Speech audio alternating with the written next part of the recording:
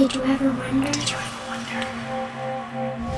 I do. Did you ever wonder why the sun always rises, but the stars never fall? Why dry land is never satisfied by water? And why fire never says enough?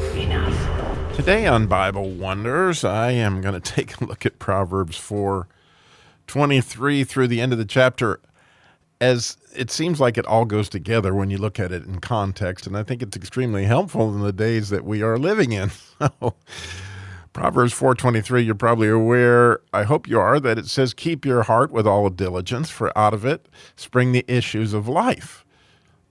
But very cool, it gives you some ways to do that right after that. It says, "Put away from you a deceitful mouth, and put perverse lips far from you." In other words, don't listen to lies. Get away from it. It's trying to deceive you. It says, "Let your eyes look straight ahead, and your eyelids look right before you." It's very cool to look at that in Hebrew, and I'll just say that and move on. So verse 26, "Ponder the path of your feet, and let all your ways be established." So that's kind of what we're doing, is we're pondering the path that we're to take. And it says, "Do not turn to the right or the left, and remove your foot from evil." So here's some instruction from a very wise man, Solomon, on how to guard our hearts. Because as we fall into somebody's evil scheme, that wounds our heart. Or if we believe their lies, again, you're agreeing with the enemy because those things are lies. Or if you choose an evil path, your heart gets caught up in that. And so Solomon here is trying his best to give you some really wonderful advice on how not to get entangled. And so when it says keep your heart right there, I think the word there is kind of critical to the whole idea of how to guard our hearts. So I look at that in Hebrew, and of course I've got this in the notes of the podcast.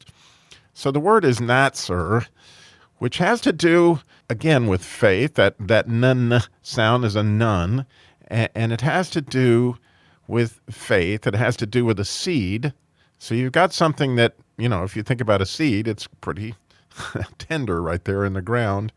And then interestingly, the next letter is a Zadik, which I love that letter because it's like a tree that's reaching for the light.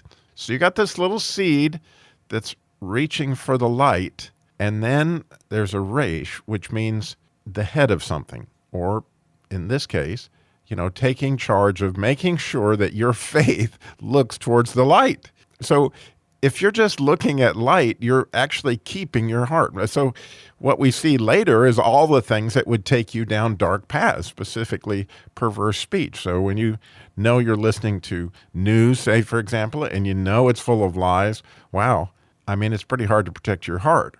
So again, where can we find all the light that we possibly, where can we find all the Zadik that we want to find? It's in the Word of God.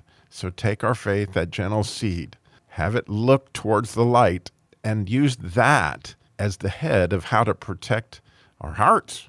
Pray with me that we will guard and keep our hearts. Did you ever wonder? I do.